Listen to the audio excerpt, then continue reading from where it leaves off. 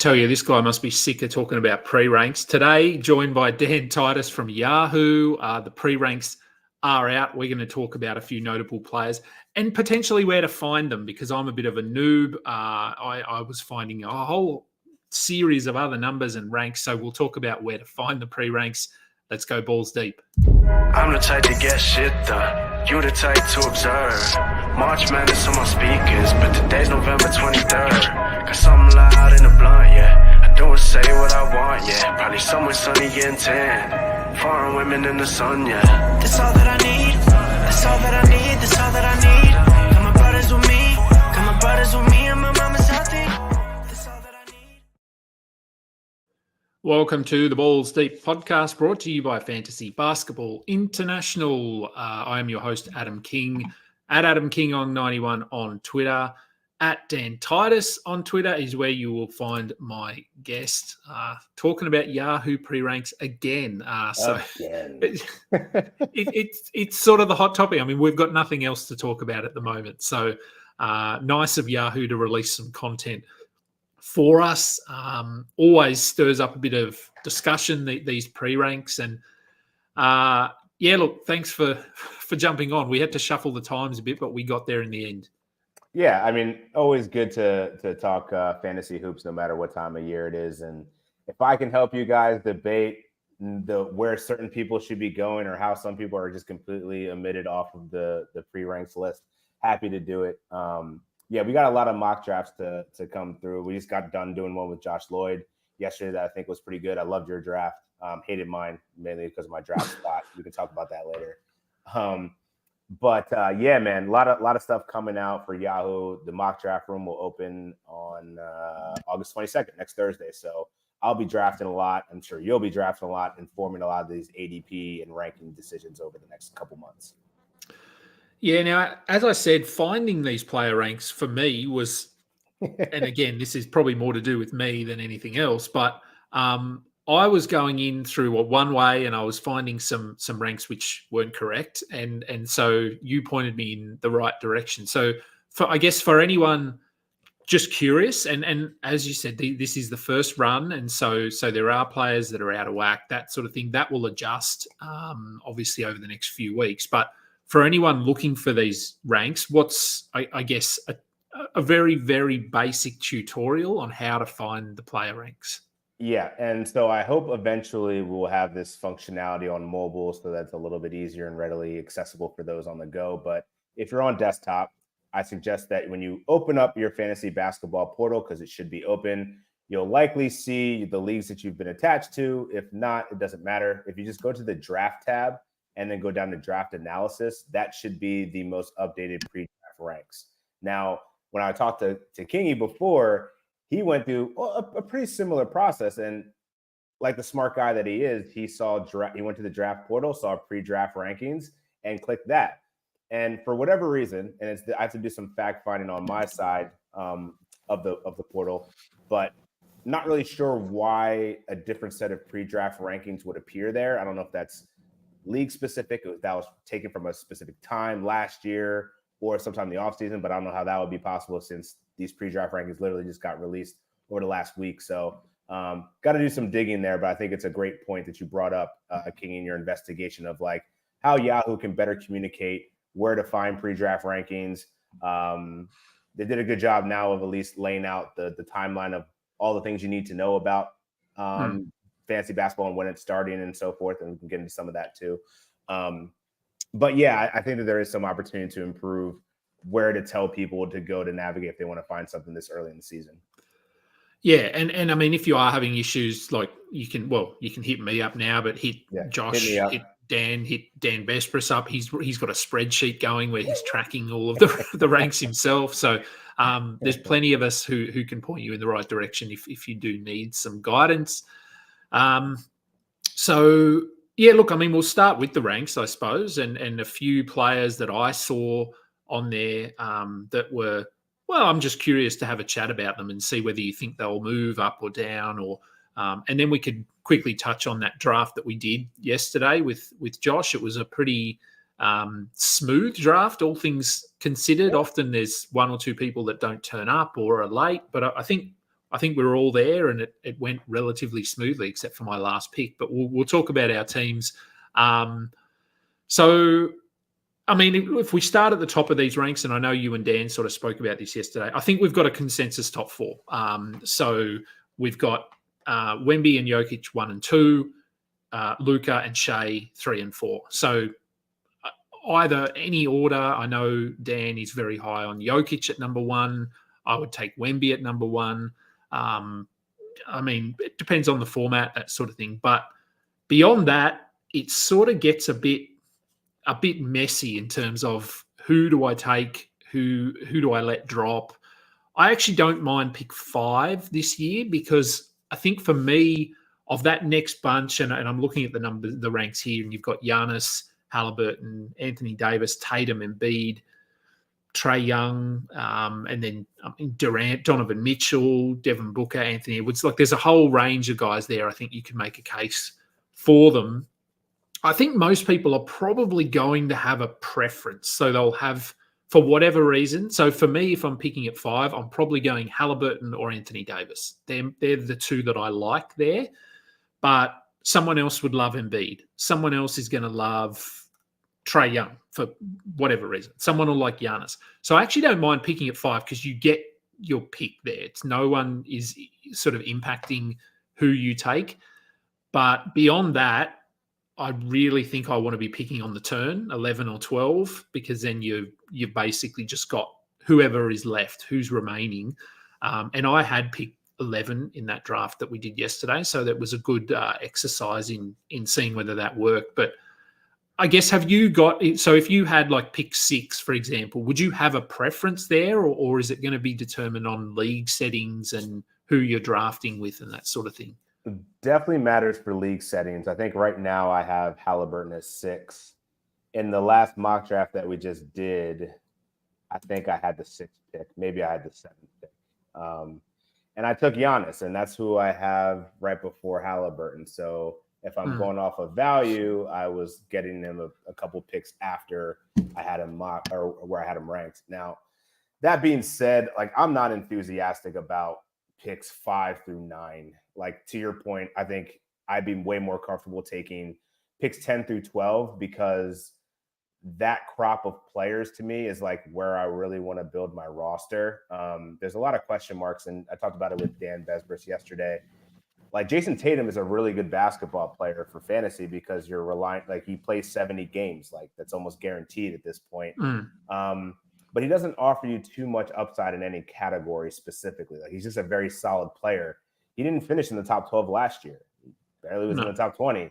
So why are we still paying that price in the first round?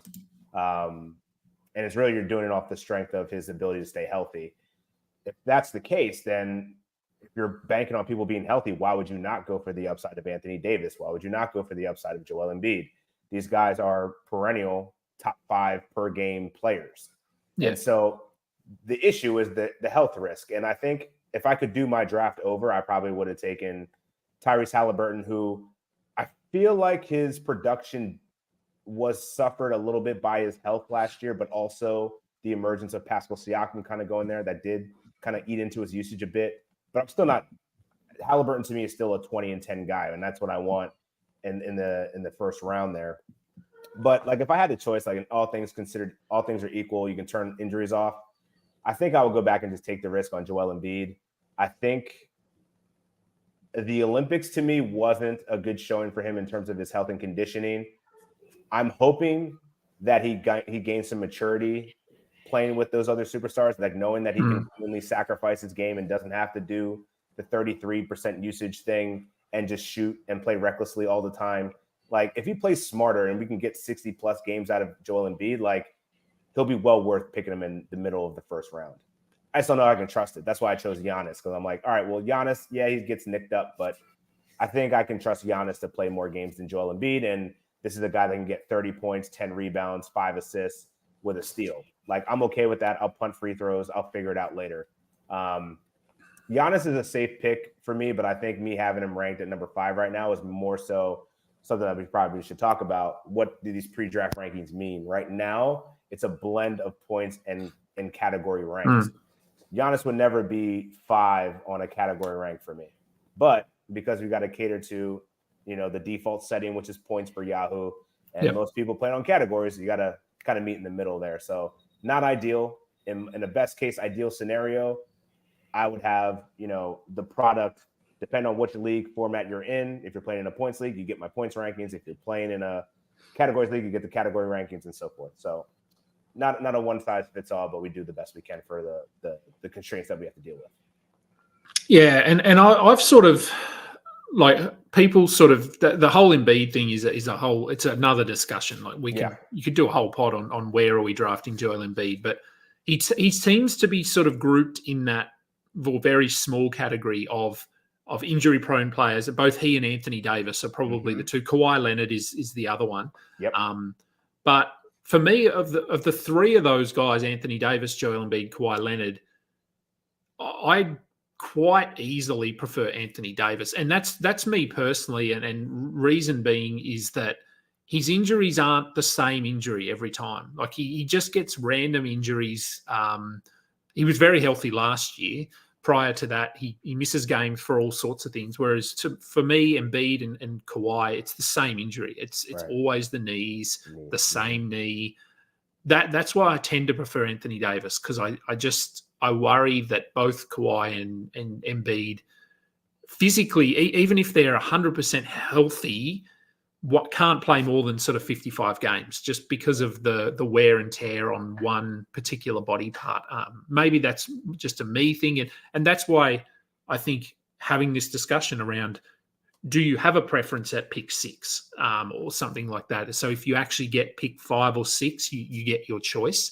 But for those that don't have a preference, picking at 11 or 12 is much better because your choice is sort of made for you by who goes earlier. So I know you sort of touched on this yesterday when you were on the show with Dan talking about Trae Young. So I'm actually pretty high on him this year, and that could be because I have him in a keeper league. So I really just want him to play well. But in that draft that we were in, I picked at 11 and I took Trae Young, and then I paired him with Domantas Sabonis. And Sabonis is someone that I don't think I've ever rostered him, but I'm getting him in a few mocks this year.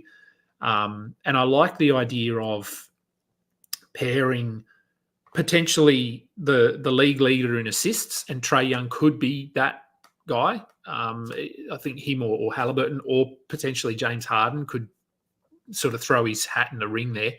And the league leader in rebounds. So you've got the best rebounder, best passer straight off the top. Trae Young is someone you sort of indicated that he's growing on you, I suppose. What do you think for him this year? Could he be a first rounder, or are we drafting him here based on health and assuming he'll play upwards of 70 games? I'm pretty high on Trae Young. I have him 11th in my pre-rank. I don't think I'm going to shuffle him too much. I mean, at worst, I think I'll have him as like 13 or 14. But I think he is in consideration as a back-end first-round pick, mainly because of what you said. It's the assist upside. There's not many people in this game right now that can average 20 and 10. It's Tyrese Halliburton and it's Trae Young. I don't think James Harden's going to be the prolific scorer that he once was. His scoring average has gone down each of the last 6 years. And so given that DeJounte Murray's out of there, I think you're going to look at a Trae Young with a 30% usage rate. There's not really much talent around him to share the ball with outside of Jalen Johnson. Clint Capella and Onyeka Okongwu has yet to really come on. Ricochet, we don't know what he's really going to look like. Dyson Daniels isn't a score first guard. So I just think that this offense is going to be so reliant on Trae Young. He's going to pay it back in terms of the value that he's going to provide. The field goal percentage, that could be a struggle. But you can also balance that out. You have 13 other draft picks to kind of build your team around a 20 and 10 guy that can also probably see a little boost in assists, in steals. His free throw percentage is solid. He hits threes. He covers most of the bases for a first round pick for me. So I don't understand why people are so down on him. It's probably the field goal percentage that people aren't interested in. But Fred VanVleet went round 2, I think, last night in our draft. So I'm like, is there really that much difference? I'd rather take Trae's upside, who's probably an all-star contention. Fred VanVleet's on the downswing of his career. Like, there's other guards that I would be. I don't know, like Kyrie Irving. Would you rather have Kyrie Irving or would you rather have Trae Young? I'd rather have Trae Young. Like, he just does more for fantasy.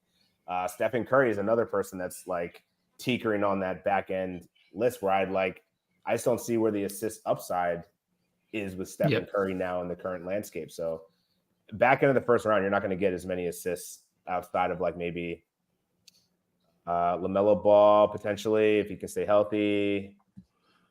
Still not. It's going to be tough. Cade Cunningham maybe, but like that's going to be tough. So, and I think you drafted him Cade in the third round in the draft yesterday. That was yes, I think I did. Yeah, I did. I love that build. If you can get that, like you're locking.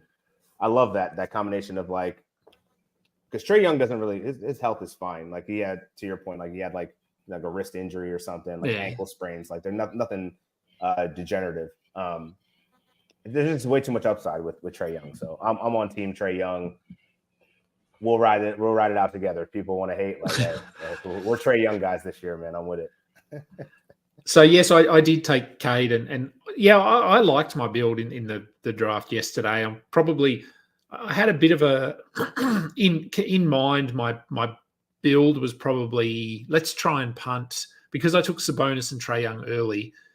I thought, okay, let's maybe punt blocks and steals. Let's punt those defensive stats and just focus on points, threes, assists, rebounds, and be generally pretty good in percentages. And I didn't mind my build. But anyway, we'll get back to that shortly. So you touched on a player that I did want to discuss, and that's LaMelo Ball.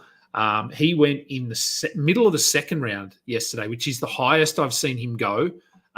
Went to Alex Barutha, I think. Yep, Alex Barutha took him with the 6th pick of the second round.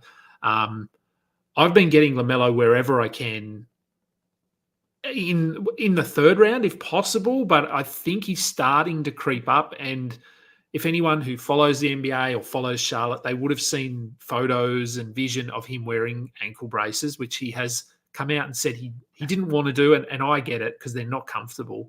But if he wants to stay healthy, I think he needs to at least wear them for a period of time. Whether he wears them for the whole season, I don't know. But where are you on LaMelo this year? Because I'm sort of right on the LaMelo train. Like I've been there, despite the fact that he keeps getting injured. I just keep drafting him, and he's one of one. Like he's very unique the way he plays. Is this a year? Like, can he stay healthy? Can the Hornets be competitive? Or are we just headed for another season where the Hornets bottom out and basically rest half their team for the back end of the season? Yeah, I'm actually pretty optimistic about the Hornets this year. Like, I think they did all the right things in terms of their drafting over the last couple of years, the assets that they've acquired. They're going to have a really good opportunity to win more ball games than they have in recent years. I mean, we're just like 2 years removed from LaMelo Ball being an all-star.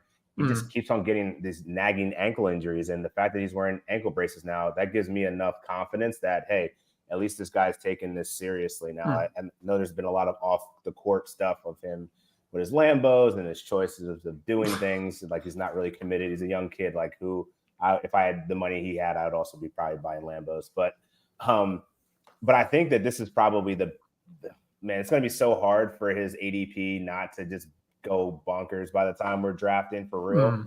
I had him 29th in my pre-draft rankings, and that was before the news of the ankle brace. So that was like third round.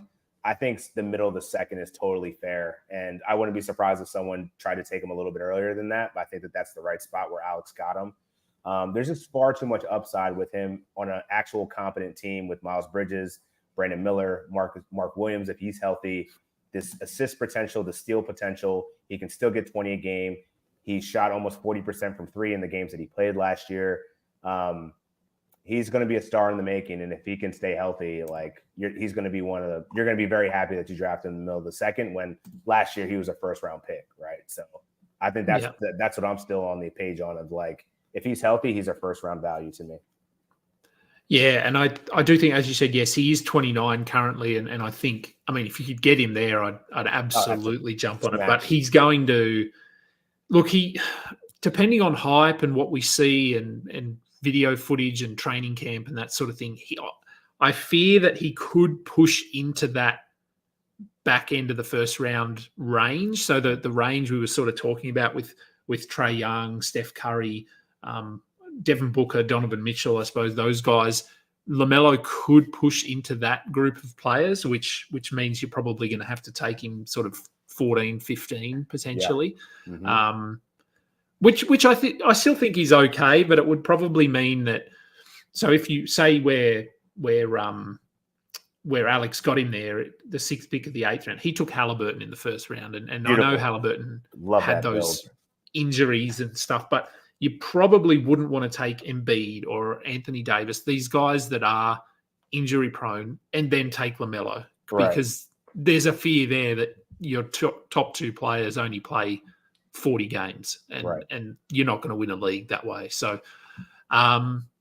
so the next guy I wanted to talk about, who now as I said, the numbers I sent you were completely wrong, but this one was actually pretty close, and that's Jalen Duren. So he's at 50 in the pre-ranks. In the draft yesterday, he went.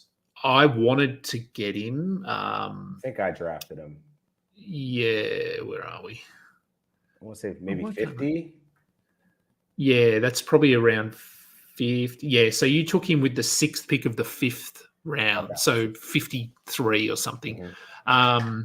52, 54, I don't know. I was hoping he was going to get back to me with the 11th pick, but he didn't. And the guy I want to talk about is actually who I took. But Jalen Duren, talking to a few analysts, I'm relatively high on him this season. Others aren't as high, although in saying that, Noah Rubin wasn't high on him, and then he stole him in the draft from me. Probably just to annoy me, but playing coy. Yeah. It's like, oh yeah, I hate that guy, and then I hate Noah Rubin. Why would you have him on your show? What do you think for Duren this year? Because I like what the Pistons have done. I think if this transitioned into a Pistons discussion, I actually think they haven't made any bad moves, and I think that's what they usually do. They draft weirdly, they sign weirdly. But I think they've actually done some good things this offseason, so they shouldn't regress. They should be looking to move forward now, and Duren is obviously a really big part of that. So what do you see sort of on the horizon for him this season? It's only up. The reason I have him aggressively ranked in the top 50 is because I think he's going to make improvements to his game that could push him there. Like if you look at the first 2 seasons, he increased his points per game by almost 5. The rebounds are almost close to 12 per game. Paul George, I believe, called him baby Dwight Howard 2 years ago. And I've been saying that ever since then, man. This dude, the broad shoulders, like the IQ, the knack for hitting the glass, like there's so many areas where he could just take a subtle jump that would make him a top 50 player. If he can get to 16 points per game, keeps the rebounds the same, averages over a block a game, his free throw percentage actually 79% last year. Like this guy can shoot. And I love what he did in the offseason. He played on the USA Select team. He looked like he was dominating many of the pros that we were just talking about that are first round values. And I think that there's actually some underrated assist potential. He was up to almost 2.5 assists per game last year with a better, more competent team that could definitely get up to, maybe 2.7, maybe 3 in some cases. I don't see why people aren't higher on him. He's only 21. He's turning 21 this year. Maybe I'm missing something, but this dude's it's going to be so good. And, where Alperen Şengün is going, hype train, 3rd round, 4th round, I'll gladly take Duren in the 5th, skipping over a lot of these like Miles Turner's, Brook Lopez, Rudy Gobert. I would much rather have Jalen Duren than all of those guys.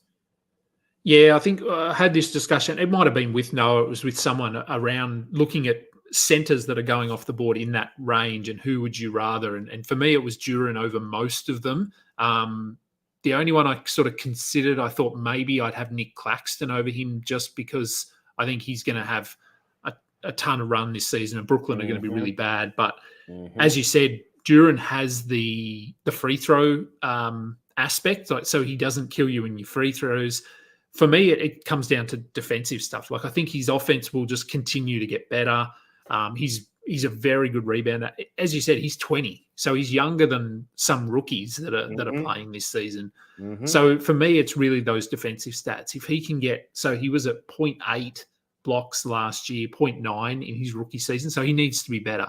But I feel like as he figures the game out and gets a better support crew around him, which he's starting to get, even if he can get it up to 1.2 or 1.3, so we're not sort of saying you need to be a 2 blocks per game guy, but if he can get to 1.2, 1.3, then I think he was 77th last year, so that alone would vault him into that top 50 discussion. And so no, I really like him, and I think Tobias Harris is going to bring a lot to this team, just in terms of a calm veteran player on the court who can manage the game, because they're very young team.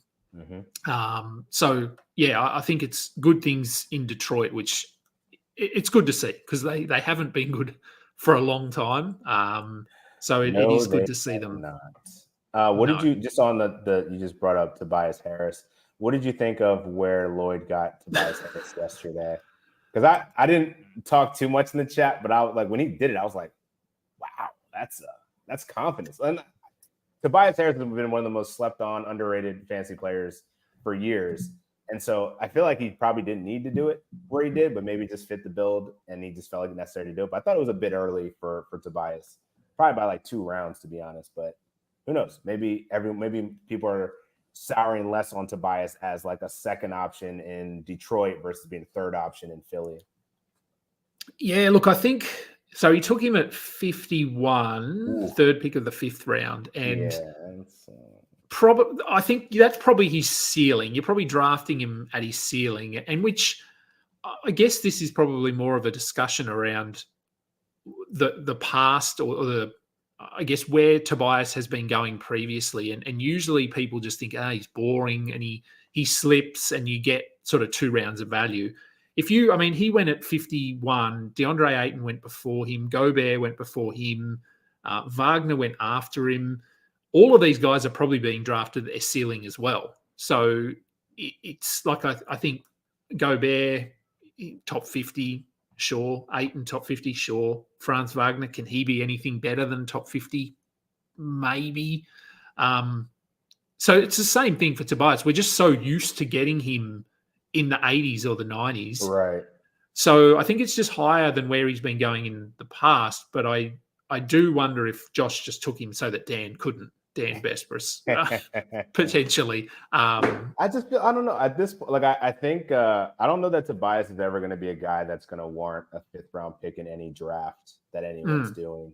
Like I just don't think that like where he is in his career, the marketability around him. There's just no, like, a lot of this offseason conversation is about aura. There's no aura around him that would anyone would be like, oh snap, I got Tobias in the 5th. Like, I'm winning my draft. Like, he's just always going to be that guy that's going to fall. And maybe Josh is trying to change that narrative, which I applaud him for, but I don't know. I think he might be on an island on that one. Yeah. Look, for me, it was too high. Like, I wouldn't take him. You've got him at 81 in the pre-ranks, so that's probably about right. Like, I'm probably disrespect him to some degree. He could probably finish top 60 if the peripherals stay the same. He sees a little jump in the points. Rebounding is always around 6-7 a game. So yeah, I'm probably undervaluing to a T, but like it's just a matter of like the names that you mentioned that went around him in that 5th round. Like I would much prefer like a Franz Wagner upside than a Tobias Harris high floor type of thing.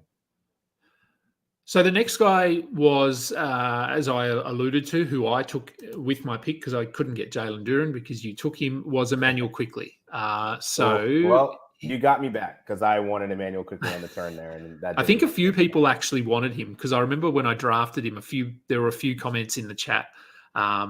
So you've got him at 54. I took him at the back end of the 5th. So what's that, 59? Look, I'm getting Quickly wherever I can this year if he's falling this far, because I think he's potentially got top 30, I want to say, top 30 upside. I think that's probably best case, but I think he's comfortably top 50 if he can play the way he was playing last year. I think he's in a perfect situation in terms of opportunity and the team. Because, I mean, he's got some flaws in his game, and Tom Thibodeau obviously wouldn't play him in certain situations because of those. But Toronto don't care. Well, they shouldn't care because they're not going to be challenging for a title or anything like that. So, yeah, I love Quickly there, and I'm assuming you do as well. Yeah, I just like what I saw with the new build Toronto squad. I think we're going to have 4 legitimate fantasy viable options there. Mainly Scotty Barnes, he's a second-round grade, but I think Emmanuel Quickly is going to be an easy pick for me anytime if he's available in the 5th round. He averaged 19 points, 7 dimes with Scotty Barnes there. The only knock on him right now that I see is the field goal percentage, but I think that could improve with more time in this system. And, I just don't see much downside here. He's going to be starting point guard. He averaged 33 minutes a night. I don't think that's going to go down. They didn't do anything in terms of bolstering their bench to compete with his minutes. So he's their point guard of the future. And I think this is the first time we're going to actually get a chance to see him in a solid full-time role running this offense. So I couldn't be more excited. He's one of my underrated point guards that if you miss out on those Trae Youngs, the Cade Cunninghams and so forth, he's the guy you got to get in the mid rounds for a point guard to kind of catch up in assists, get some steals, as well as be a 3-point threat. Yeah, and I mean, if you think back again to last year in Toronto, how well he played, and that was with no time to sort of integrate himself into the offense or anything. It was turn up, play. So he's had a full off season now. The team itself had no players. I mean, that obviously they had one or two, but none of their key players were away for the Olympics or anything like that. So they've been together. I'm assuming together. RJ Barrett's probably the only one. RJ Barrett, yeah. So, but they've been together. They would have been, I think, just getting to know each other, working scrimmaging. So, I think it's all positive for Emmanuel Quickly and RJ Barrett, to be honest, this season. So we don't need to talk about the next guys that I had, but so if we go, look, I wanted to, if we're just looking at those pre-draft ranks and we want to scroll down to sort of the back end, so 110, 120, these names are going to change, but I sort of touched on this off air. There are some pros to doing a draft now. If you know your stuff and you know what players you're targeting, if you go and do a draft, whether it's on Fantrax or Yahoo, the ranks are adjusting, the ADPs are adjusting. At the moment, you can still get a lot of players with potentially 4 or 5 rounds of value. And I know there's Ja Morant, who's way down. And so there's even some players that managers, sort of, I guess, casual managers aren't going to scroll down into the 300s necessarily to find a draft pick. So who are some of a couple of names in that sort of post 120 range that you think we need to be targeting as a late round flyer? Yeah, I see some errors in here. I'm looking at Chris Middleton at 150. I'm like, I don't know if I had him that low. I'm not high on Chris Middleton. I'm not that low on him either. Jalen Green shouldn't be there either. So one name I like, I think that Lloyd drafted last night was Trace Jackson Davis. Right now I have him around 122. I think he's a guy that's going to kind of emerge for this Warriors team as their starting center. Kevon Looney just looks like he's just got a lot of tread on his tires now. He's going to be coming off the bench. But I think that Trace Jackson Davis is a great offensive rebounder, great roll man, shoots a high percentage from the field. Think he can give you those blocks that you're looking for in a late round big. So he's going to be a big man I'm definitely going to be targeting. Carlo Makovic, no one knows his name yet. The only person I ran up, I think I don't know if we talked about this or not, but when I saw Lloyd at Summer League, the Pelicans had just played, and I was like, yo, who is this Carlo dude?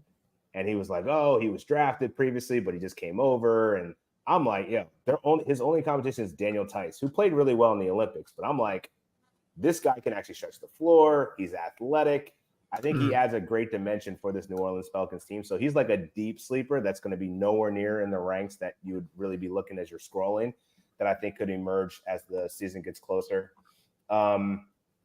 Another guy, RJ Barrett, you just mentioned, I think he'll probably be ranked outside the top 120 for most analysts. For me, he's not. I think he could be a top 100 player this year just based off of the efficiency that he had last year. Free throws aside, I don't know what is up with his free throws, but I think he'll be better than he was last year. He shot abysmal, like 60%, when he shot 58% from the field, which made no sense. Who else do I got here? Keep an eye on Colin Sexton, just because I don't know what the Jazz are doing yet. They haven't sold their veterans yet, so maybe they're going to debut and show them off and begin the season, potentially trade them off, and then it's to the moon for Keontae George and others. One last thing. They do have Patty Mills, so just that's right. Patty, hey, if Patty could come in every 4 years for Australia, Olympic Patty's a different dude. Come in, show what you can do in the Olympics, and then go get paid again. It's like clockwork.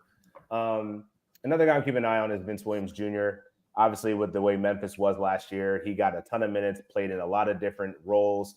I think he could be the Swiss Army knife off the bench, potentially starting, actually. We'll see how it kind of shakes out. But I think he'll actually be fantasy viable at points in the season, just given the health risks of John Morant. And just being a very solid basketball player that can do a bit of everything. Gets triple 3 position eligibility, which is huge. Not a lot of people are going to be getting that this year. One of the updates that's going to be happening with Yahoo. So, I actually have a ton. I actually love a lot of the names after 100. And that's not even mentioning rookies. I think Zach Edey is going to have a place in fantasy. And I don't think right now he's being ranked in the top 100. But I think he could finish there just because he's going to be like a poor man's Walker Kessler, his rookie season, where he just plays, 20 minutes, gets you, 8 rebounds, 8 points, but can get you 2 blocks a game in that limited amount of time. So, there's plenty of options out there, man. I know that this will probably change over the course of we get closer to the season, but just a couple of names to throw out there. So, let's jump into this draft that we did yesterday. So I've got the draft results by team up on the screen there, so we can see your team here on the right. You were at pick 6. So I guess just work us through your team. And a couple of the guys we've talked about, you drafted as Jalen Duren, as we said. But just take us through your team. And you said you weren't happy with your team, but why weren't you happy? Not really. I didn't like taking Giannis at 1. I just felt number 6. I think I regretted that immediately. Then I followed up with Chet Holmgren, which I think my thought process was, all right, well, I need a guy that's a decently shooting big who can also get me blocked, because Giannis doesn't really do that too much anymore. But I want to play into the upside of a really good team that I wouldn't have to worry about turnovers as much, because, he's not a high usage guy. So Chet just fit the build for me there. In retrospect, I think I probably, if I went another direction, like say drafting Halliburton number 1, I probably wouldn't have drafted Holmgren there. I don't like going 2 bigs early. That's very contrarian, in my opinion, for the way that the NBA is played. So I wouldn't recommend that, which is why I had to double down and be like, I got to get a guard. So seeing Tyrese Maxey there waiting for me in the 3rd round was pretty nice. Liked following him up with Desmond Bane, a guy that I think could be a 25-5 guy with some steals. So, and I obviously shared my love for Jalen Duren. Mikal Bridges, I think that was probably my best pick of this draft, just given where I got him in the 6th round there. I think that's probably what's going to be his eventual landing spot. For what it's worth, I think he's going to be a good fantasy player. He's just not going to be what he was for Brooklyn. He's going to be more of like the Phoenix Suns version, which is an efficiency guy that can hopefully lock down on defense. We know how much Tibbs emphasizes that. He's going to hit the threes too, but don't expect him to be a prolific scorer. He's going to probably jump down to that 14, 15 a game. But I love getting him in the 6th round there. Jabari Smith, probably drafted him too early. I was just looking for a big man that can shoot threes. That's kind of where I went there. And I actually I think that's the first time I've ever actually drafted Jabari Smith. So trying to be a little bit different. Austin Reeves, looking for some assists that late, and he seemed to be the only guy left there that could average 5 assists confidently. And I don't really like the Lakers team as a whole.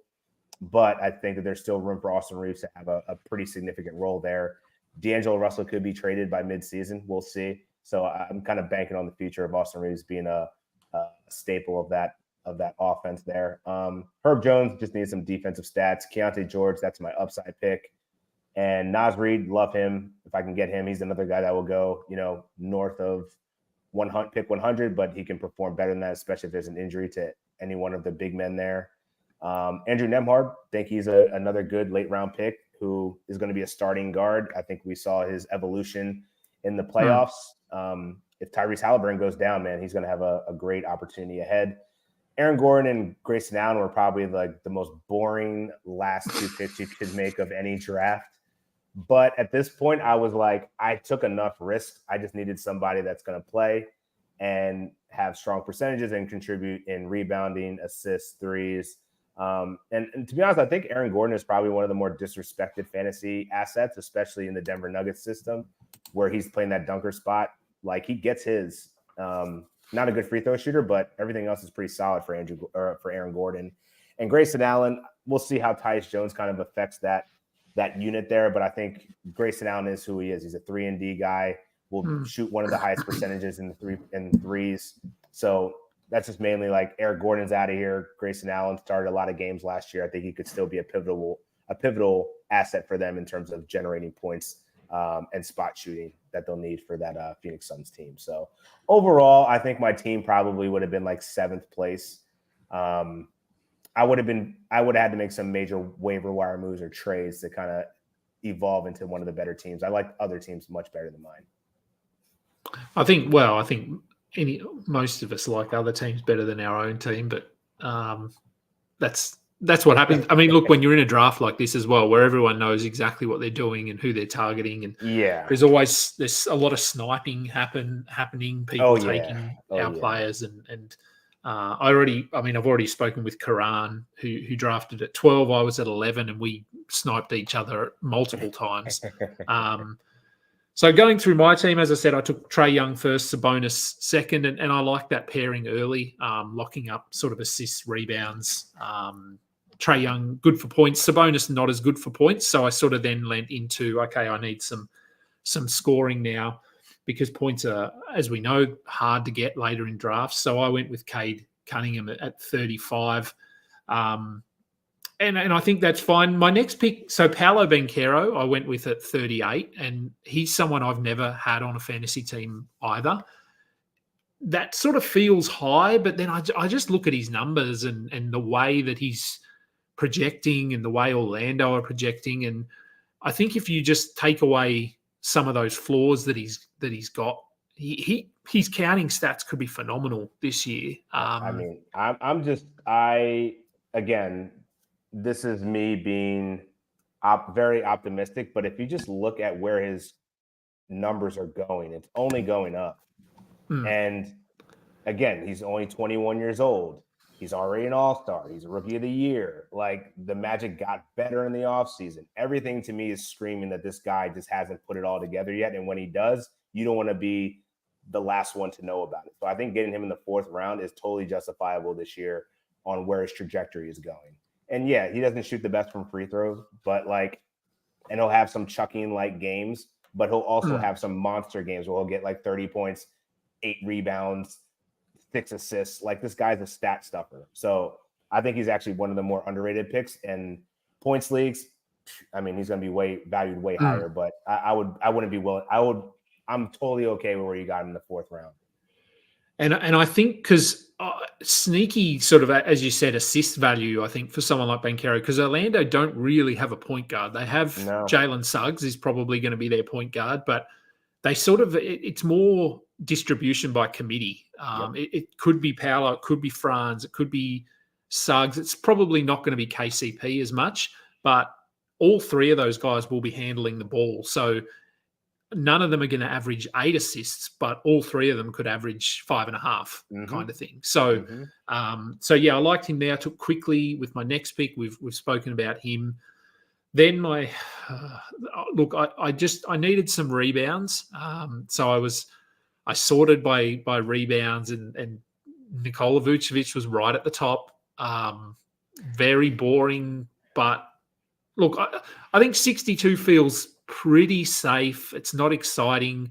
I worry that the Bulls will move off him at some point and maybe give Jalen Smith a bit of a run there. I don't know. Interested to hear your thoughts on Vooch this year, because I think we started to see some regression last year in after him sort of just being much like DeMar DeRozan and Chris Middleton for a while, just plugging away top 20, top 30 value.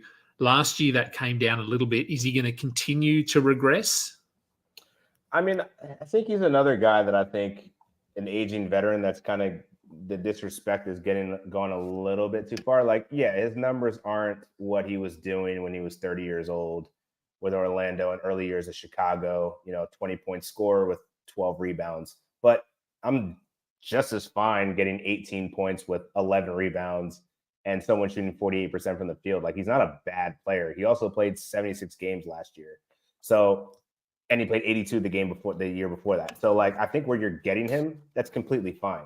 Am I going to reach for him in the 5th round? Absolutely not. But if he falls to me, I'll gladly take a center that can give me a double-double with some three-pointers, shoot a good percentage, and occasionally get me a block. But that's the only downside to him, is that he's not really a defensive player at this point. But I think it's gone too far. And like, Vooch is a bad player. He is who he is. He's fine. I'll take him if he falls to me in the 6th round all day. So I went with OG at pick 83. That's the one. That was the one where I was like, because this is the thing I'm trying to figure out is like, who's going to suffer the least with the Knicks now? Yeah. And I keep pointing to OG because he's already like a 14-point guy who would just stand in the corner and shoot threes. Makes a lot of his money on his transition, on creating shots out of transition. I don't see where he's going to fit on a consistent basis to be a top 80 guy. Like, I could be wrong, and he's also injury prone too. So like, he's the one I'm like, I don't think I'm going to draft him anywhere. He kind of moved on my no draft list, at least in the top 80. Like, I probably wouldn't move that high for him. But curious your thoughts on it. Yeah, look, similar. I think I do think that he probably takes the biggest hit, at least offensively. I think he'll be basically an afterthought when he'll just spot up and hit threes, which is fine. So I really got him here for some defensive stuff. And yeah, look, I drafted him and then I went, he doesn't really fit what I'm looking for. He doesn't hurt me, but he doesn't help me a lot. I think that's actually I don't remember where I got Herb Jones, but like, I think I had a similar thought. I was like, I'm at this point in the draft. I need some stock. Let me go grab Herb Jones. I'll do the same thing with OG Anunoby. Same thing. Yeah, like, he's going to play minutes when he's healthy. He's obviously a very key part of what they're trying to do, and we saw that last year, how important he is, but that doesn't translate necessarily to fantasy value. The next guy is someone I do want to talk a little bit about, Cam Thomas. So I got him at 86. I've actually somehow landed him in almost every mock that I've done. I don't know. Like, I've never had Cam Thomas. I haven't been a Cam Thomas guy. I've just thought, he's just points, nothing else. And it's very sporadic. But to me, I think he's going to be option 1 and 2 in Brooklyn. So I don't know. Is 86, is that too high? Is that his ceiling? Or, as I said earlier, points are hard to get. Once you get past sort of pick 60, you're not really going to get many 20-point scorers. But Cam Thomas could be 25, 27 points. Cam Thomas could be a top 10 scorer in the league next year. And I'm not just saying that.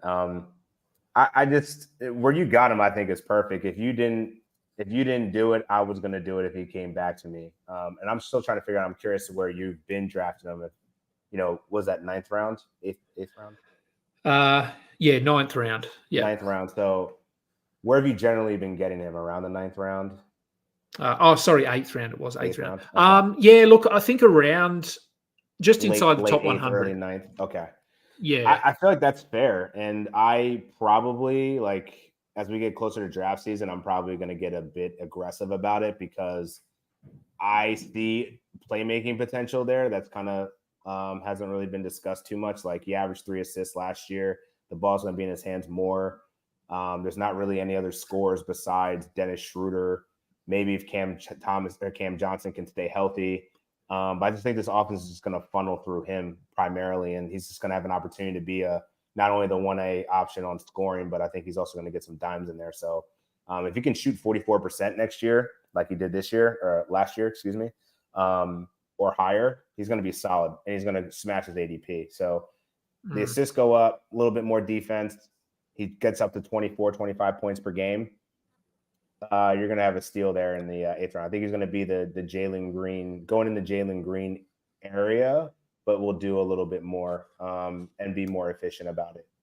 But both two tough bucket getters, but I think Cam Thomas is more consistent, at least in the short form of his career, that I think that he's going to be a good pick. I've been all on him all off season, and weirdly, I think the Olympics kind of got me into Dennis Schroeder more too, because like I think he's also a guy that's going to go super late, that he can also get assists, he can also score. There's not a lot of options on offense in Brooklyn, so I think he could actually end up being a guy that goes undrafted that will end up being a waiver guy that you're going to pick up just because he knows how to perform. Like Dennis Schroeder's been fantasy relevant before. He's done more with less. So yeah, those are the two guys I'm expecting to be leading the trashy tanking Brooklyn Nets to Cooper Flag sweepstakes. And they've got Ben Simmons who's hitting threes, so he'll. Lord. So I'm not even factoring it. Like I'm not even assuming that he's going to be playing basketball. If he does, then okay, maybe I'll pivot. I probably wouldn't be as interested in Schroeder because Simmons is going to be playing point guard. But either way, that doesn't change Cam Thomas being the 1A and a really nice opportunity, because they're not going to bench him even if he's tanking, because I think right now he has an opportunity to be a franchise piece. This is his proving moment. So I'm all in on him this year. So interesting little bunch of players here. So I took Cam Thomas, but before me, Karan took Tyler Hero and Jordan Poole. Jordan Poole was this guy last year. So he was the guy. They're all around the same guy. Like that. They are. Would you have a preference there? Like of those three, because Poole obviously last year got a lot of hype around exactly what we're saying about Cam Thomas now, that he's in a really good situation. He's going to get all these shots, and he basically was not a rosterable player for 3 months of the season. Right. And I think that's helping Cam Thomas in terms of the value that you can get on him, because people remember, oh yeah, we were taking Jordan Poole top 50. So we're a bit hesitant to do that with a guy that's a somewhat unproven. Would you take Thomas over both of those guys? Or because I was really happy. I was hoping Cam Thomas would fall to me, and he did. Mm-hmm, mm-hmm. Yeah, I think it's Jordan Poole, but Jordan Poole's definitely become the cautionary tale of overhyping a guard going to a new situation or new opportunity. I will say that I think it's a little bit different with Jordan Poole because he was being drafted in like the 5th round last year, whereas Cam Thomas has never, his value hasn't gone up that high in terms of his interest. But that being said, I would actually revisit Jordan Poole. I would be, if I had to choose between Cam Thomas and Jordan Poole, I would probably go with Thomas just because. But I'm also okay with getting Jordan Poole. I think Jordan Poole has been hated on too aggressively. Like he showed up for the fantasy playoffs. That's what mattered for me last year. I held on the whole season through that BS, but it paid off in the end. But I do think the Washington Wizards will be a better team this year. Who knows what they're going to do in terms of moving their veterans.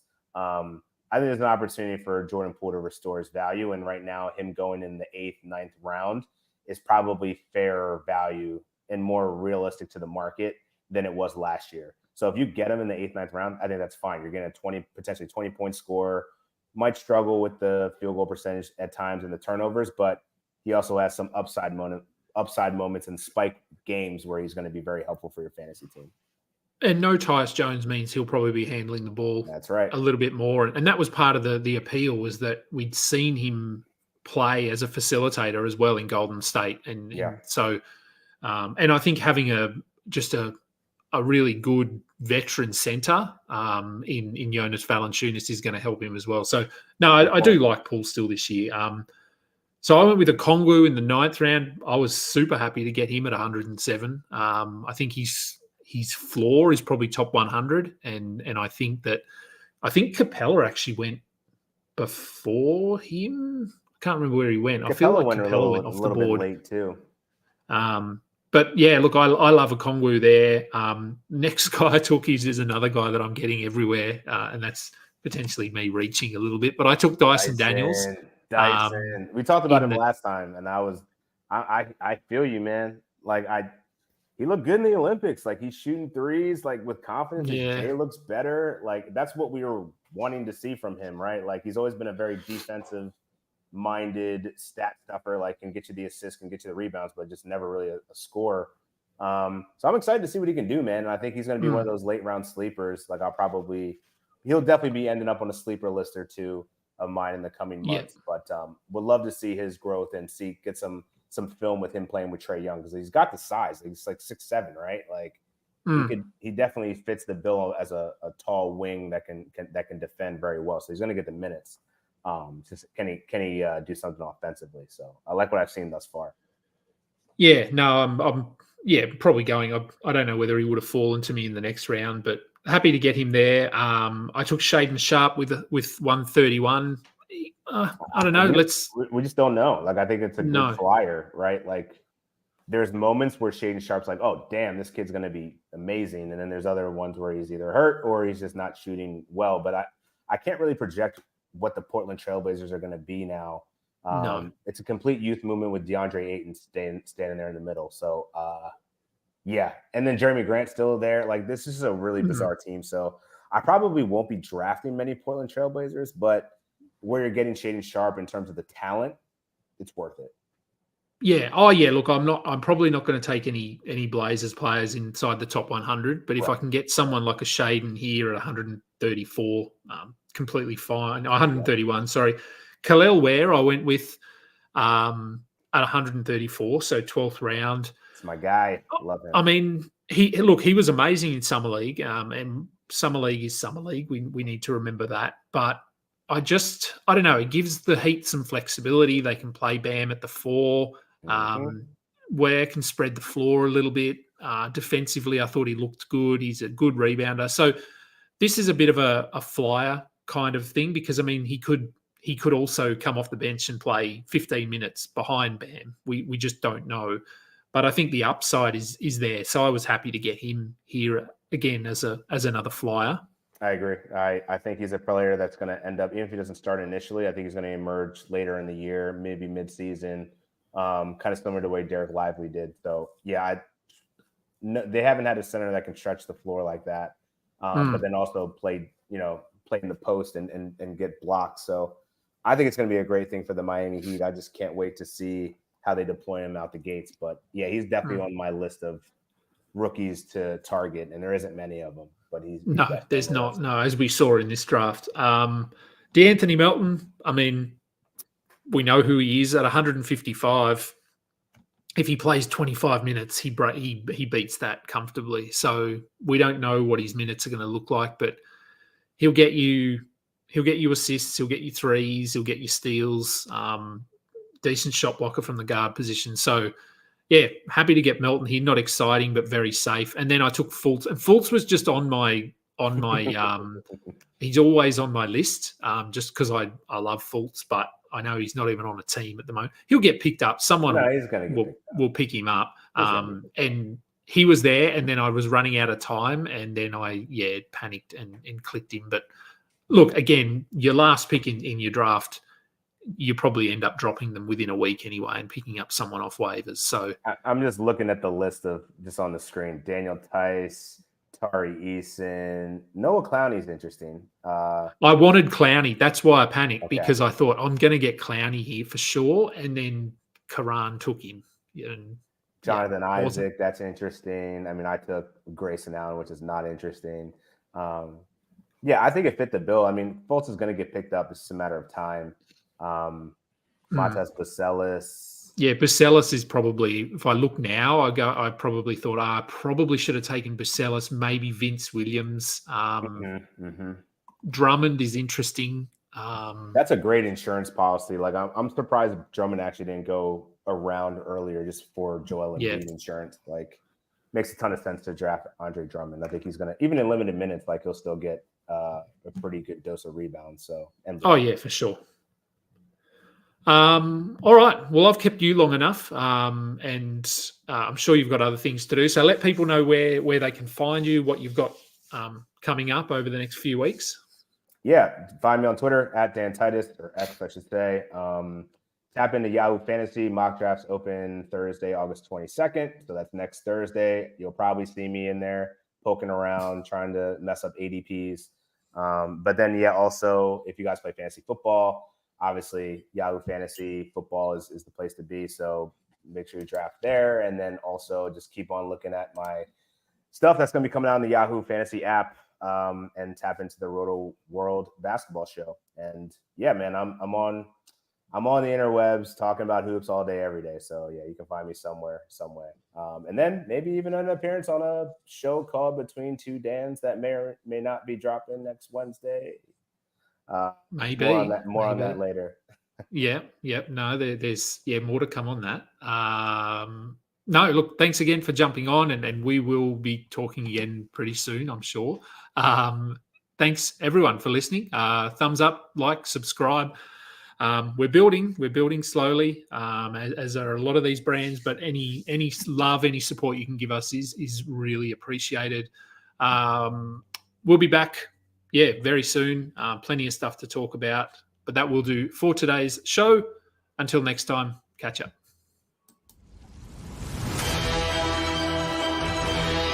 You just listened to another episode from the Fantasy Basketball International Podcast Network. Thanks for joining us. And for more information about joining our community, please check out our website at fbibasketball.com.